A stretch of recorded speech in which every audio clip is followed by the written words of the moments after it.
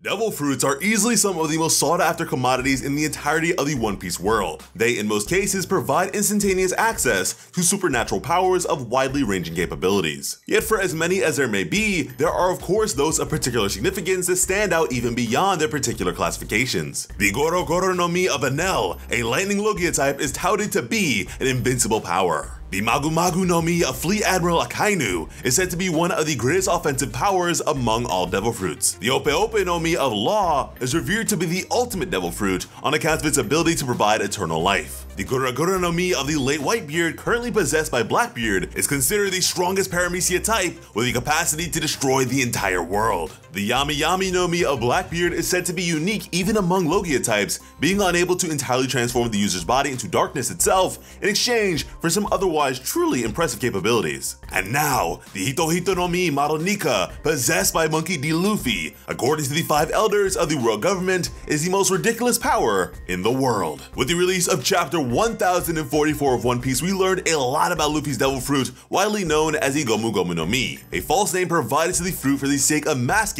the truth feared by the world government. And that's on account of who previously possessed the power 800 years prior to the current events of the story. Not only did they provide it with a false name, but they also provided it with a false devil fruit classification. Instead of being called a mythical Zoan type, it was made out to be a paramecia type, what is in general a catch-all with the absolute most variety among devil fruit abilities. Now, why is this? Why go to such lengths? Why wasn't a name change enough? Well, we'll get to that a bit later on in the video. Regardless, with the recent developments related to the fruit and our understanding of the sun god Nika, we have been given enough information to discuss the previous users of this legendary fruit. The Gomu Gomu no Mi was the very first devil fruit showcase in the story, and more specifically, it seemed to be the very first paramecia fruit we were able to see. However, as stated previously, this is now known to be false, because the fruit is actually a mythical Zoan fruit, which is the absolute rarest classification of devil fruit in the world of One Piece, as they allow users to transform into creatures of legend. These devil fruits are even rarer than Logia types. Shanks and the red hair pirates, prior to reaching Yonko status, were in possession of the fruit after stealing it from a government ship. This, unbeknownst to them, eventually led to Luffy eating the fruit, simply desired for something to eat.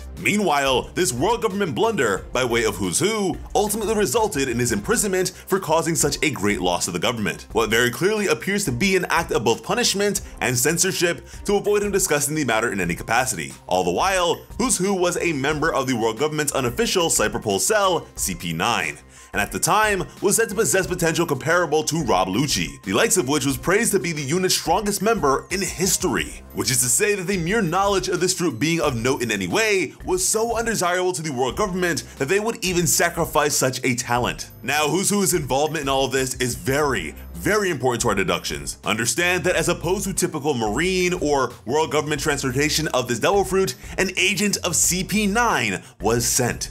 Now, this tells us a few things. 1. The acquisition of this fruit was not random or by chance. It was an order based on precarious intel. 2. The gravity of this mission was likely comparable to the potential acquisition of Pluton blueprints, Pluton being one of the 3 ancient weapons of mass destruction. 3. We must not forget the purpose of CP9 specifically. As opposed to being an information gathering unit, this group specializes in covert assassinations of those considered to be a threat to the world government, which is to say that lethal force was deemed necessary for the completion of this task. Now, this begs the question as to who may have died. Well, the way we see it, there are 2 possibilities. The first being that of a previous wielder of the power being killed, with the Gomu Gomu no Mi respawning in a nearby devil fruit thereafter, or the killing and subsequent theft of said Gomu Gomu no Mi from someone discovered to currently have the fruit itself. Now, in regards to the first possibility, we run into a bit of a conundrum. Such a thing may be possible if we were to approach things with the belief that Who's Who managed to have the devil fruit resurrected in a nearby fruit, similarly to what Caesar did in the case of Smiley's fruit being resurrected in a nearby apple. And at the time, Caesar seemed to be especially certain in the success of this, which entices us to believe that there is a particular method of devil fruit collection that one may employ. The explicit details of which are currently unknown, but at the very least, I would argue it is not as simple as having a fruit be in close proximity alone. As if that were to be the case, then why have 3 apples as opposed to 1? Now, if there is a method of doing such a thing, if nothing else, we would imagine it must be an exceedingly close guarded secret. As if the Marines knew of such a method when planning to execute Ace, why wouldn't they have fruits at the ready to collect this rare Logia power? Not to mention the fact that the ever-informed Jinbei questioned how exactly the Blackbeard pirates were managing to take the powers of Devil Fruit users, which wouldn't have been much of a question at all, in addition to the fact that others would have likely approached Devil Fruit acquisition in an approach similar to the Blackbeard pirates ages ago. In chapter 703 during the Dressrosa arc, we received an explanation of the Devil Fruit reincarnation system, which detailed the fact that once a Devil Fruit user dies, their former fruit will reappear somewhere else in the world, to the point where in the case of Doflamingo, despite being there at Marineford at the time of Ace's death, the former celestial dragon had to track the fruit down upon its resurrection. And this information is consistent with the fact that during Odin's time, the Bari Bari no Mi and the Mane Mane no Mi, presently possessed by the likes of Bartolomeo and Mr. 2 respectfully, were once in the possession of people from Wano prior to their deaths, which would otherwise be exceedingly unlikely as both of these present-day wielders hail from the East Blue, which is quite far from the isolated country of Wano for sure. With the sheer complexity of our first option, we are more so inclined to lean towards that of the second option. After all, Devil Fruits being as sought after as they are just as powerful monetarily as they are in application. Devil Fruits in general are considered to, at the very least, be worth over 100 million belly. Meanwhile, Luffy's in particular, according to Garp at least, is said to be worth about 5 billion belly. That is several times more than Luffy's current bounty of 1.5 billion. And certainly more than any living Yonkos. And so the intended sale of the fruit, to us, seems to be the more likely possibility. And with CP9 being authorized to kill anyone they deem to be a threat to the stability of the world, Who's Who would have been able to make off with the fruit free of repercussions. Or at least he would have had Shanks not relieved him of it, furthermore shifting the fate of the world even more. Now when Luffy ate the fruit, he had no idea it was a Devil Fruit. In fact, at the time he didn't even know what a Devil Fruit even was. These events, including Shanks losing an arm to save Luffy, would of course set up the rest of the story, as Luffy from there with his strange rubbery body would go on to later become a pirate. Now there is more to this story than we previously knew about. For starters, while the world government had possessed the Devil Fruit before Shanks stole it, for 800 years it had evaded them. We don't have all the details on the 800 years of evasion, but we are told that Zoan type Devil Fruits have a mind of their own, so likely the fruit itself was rejecting them, rejecting the idea of restriction that comes with being in the hands of the government, the opposite of the fruit's nature. What the world government has always feared has come true. Luffy has awakened the Hito Hito no Mi model Nika, and with that he has been revealed to be Joy Boy. This Devil Fruit was so feared that they hid its true identity, having it be known as a Paramecia fruit, the type that is most common and allows their users to alter their bodies in all sorts of ways. Paramecia fruits encompass so many different things, and so this false narrative allowed the government to easily disguise the fruit. But in chapter 1044, the truth was revealed. This fruit not only grants the bodily properties of rubber and is associated with the Warrior of Liberation, a title that of course warrants the attention of the world government, but it has been dubbed as the most ridiculous power in the world, and that is certainly saying a whole lot in the world of One Piece. Erasing things from history is nothing new for the world government. People have been killed, books have been destroyed, and whole islands have been erased off the map, all for the sake of concealing what is perceived to be threatening or troublesome. Had this truth been revealed earlier, not only would more eyes be on Luffy, but more eyes would have been on the world government, because this is a fruit they consider to be threatening.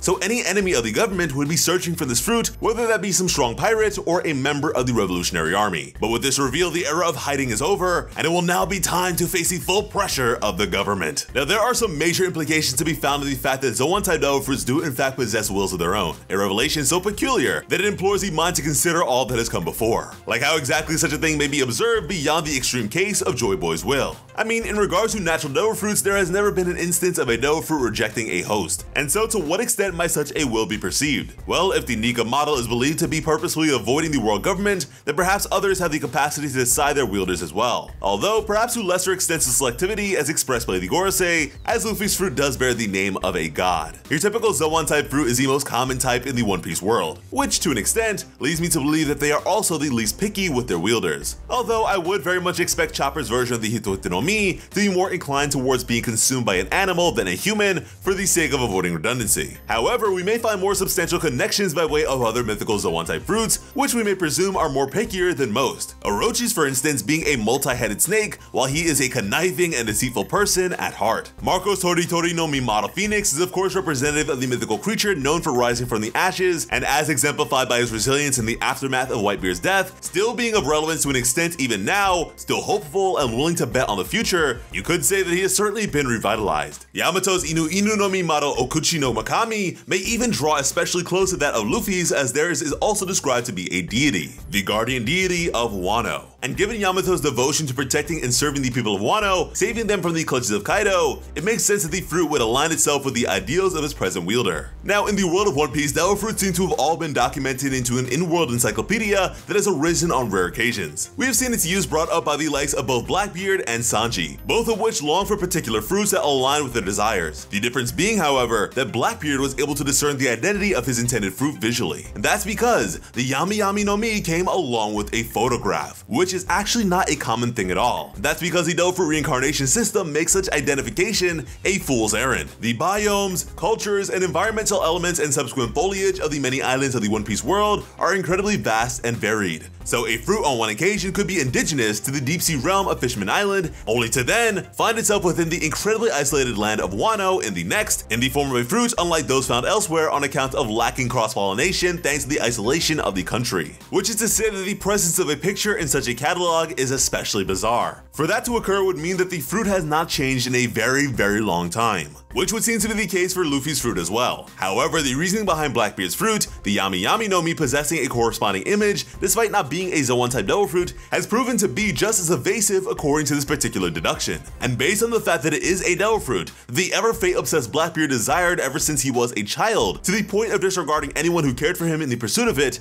I'd imagine there is certainly a good reason for this coincidence. But that is another video entirely. When it comes to Luffy's fruit, this may stand to show that if nothing else, it has gone uneaten for far longer than the overwhelming majority of devil fruits. But why allow such a depiction to be released if you don't want the fruit to have its true power be realized? Well, the same reason you have the value of the fruit be absurd, to entice others to find it for you and eliminate them for the sake of procurement. But what does 800 years of evasion look like? In chapter 1044 through the Gorosei, we learned that for 800 years, the world government has attempted and failed to recover the Gomu Gomu no Mi. And that is actually worse than it sounds, because during those 800 years, they haven't succeeded even once. That is a bad look for the world government. However, it's at least a bit more understanding when you consider the fact that the fruit has been seemingly evading them. Out of all the different types of devil fruits, Zoan ones specifically contain wills of their own. But what does that look like? How can a fruit seemingly evade someone or something? Well, this is what we think. The Hito Hito no Mi is all about freedom. It is associated with Joy Boy, who was a symbol of hope and freedom for the people of the past, and not only that, but its abilities give ultimate freedom for its user to do the most ridiculous things. Now, not only did Joy Boy stand for such great concepts, but also associated with him is a promise to help the Fishman Island people. The exact contents of the promise is unclear, however, we do know that it involves Inoa. Will is a huge theme in One Piece, and by awakening the Hito Hito no Mi, Luffy has awakened that will. He will be the one that Neptune referenced when speaking with Robin, the one who will fulfill the promise in place of Joy Boy. So with all this in mind, the fruit for centuries roamed in search of the right person to eat it and inherit Joy Boy's will. If the world government has for 800 years been unable to fully obtain this fruit,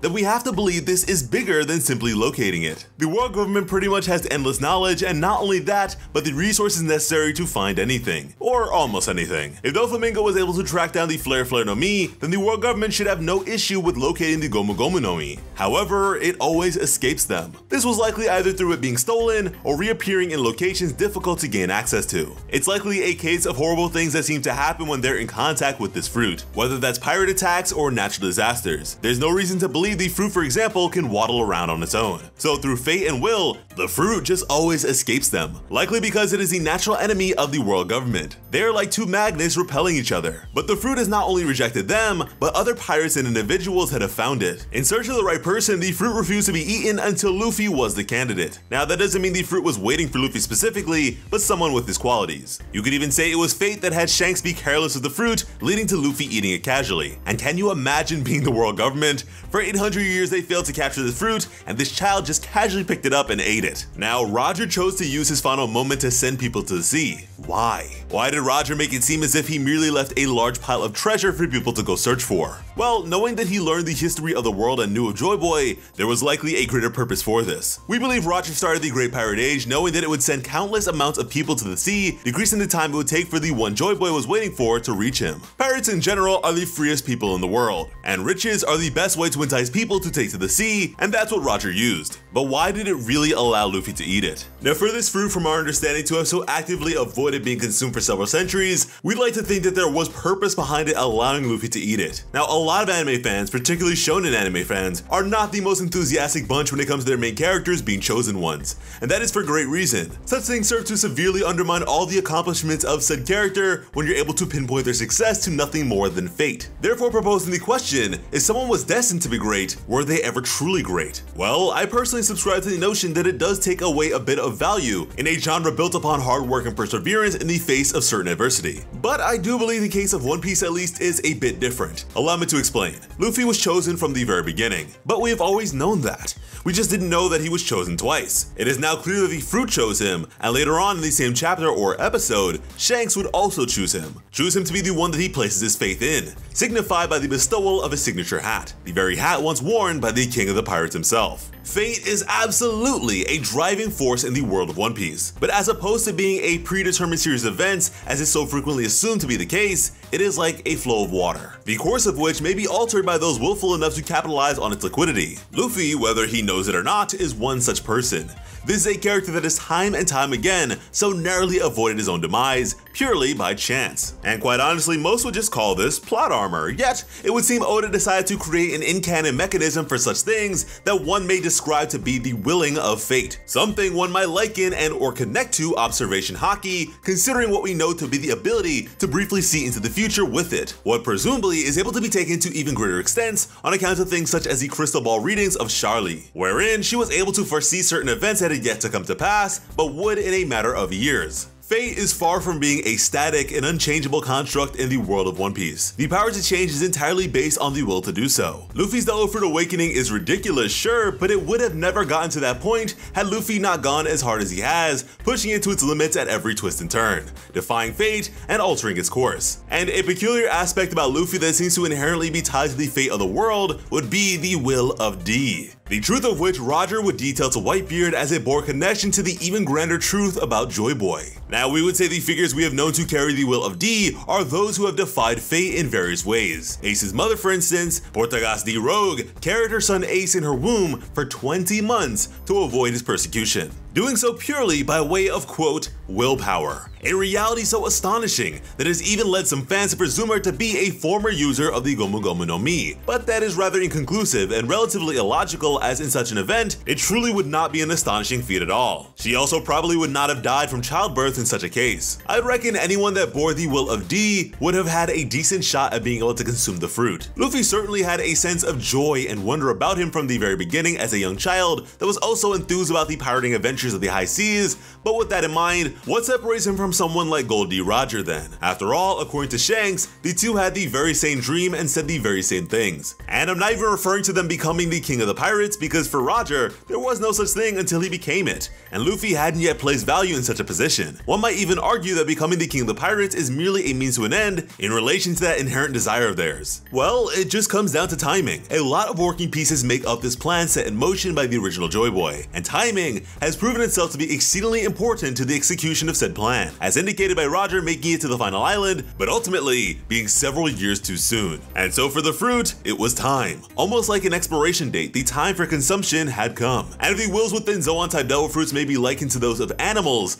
then in his desire to simply eat something, Luffy's decision to do so bypassed and suspended the fruit's evasiveness. Animals seek to survive until some hungry creature is willful enough to conclude their time. As stated before, this fruit is exceedingly expensive as compared to others, and this is on account of its ability to avoid world government clutches, all while standing to jeopardize their establishment centuries in the making. However, the requirements to even begin to pose such a revolutionary threat are certainly way steeper than even Devil Fruit Awakening. Luffy currently has access to the power of Joy Boy, but power is something the world government has in excess. It's not enough. To truly pose a threat the world government so terribly fears requires not only the strength of Joy Boy, but the knowledge of the figure as well. And this is where so many people have things confused. Although it is the will and or desire of the previous Joy Boy for there to be another that would take his place in the distant future, that does not at all make the procurement of the One Piece and assumption of the title King of the Pirates a sure thing for Luffy based on any sort of exclusivity or anything like that. Again, Roger got to the final island, so it is completely possible for others to do so without being Joy Boy. Roger left everything he had there, and all that may be able to be utilized by other pirates. He simply bet on the fact that Joy Boy would be the one to do it. It is a gamble, not a guarantee. And at that, not even the truth of their world left behind by Joy Boy is off limits either, as yet again, Roger and his crew learned it all. The only thing even remotely reserved for Luffy in regards to being a chosen one of sorts is the notion of him being the one to execute Joy Boy's liberation of the world. He isn't promised anything in the slightest. He has simply been believed in by his predecessor, making even the notion of fate in this case also an enactment of will. Yet at the very same time, who's to say that someone wouldn't be able to defy Joy Boy's will and liberate the world without his blessing of sorts? It is narratively unlikely, but canonically not an outright impossibility. All things considered, as miraculous as it may be, it would appear to be more likely than not that the Gomu Gomu no Mi had not been consumed for many centuries before Luffy did so. As always, I'm Slice of Otaku. Thank you all so much for watching and have an awesome day. I love you.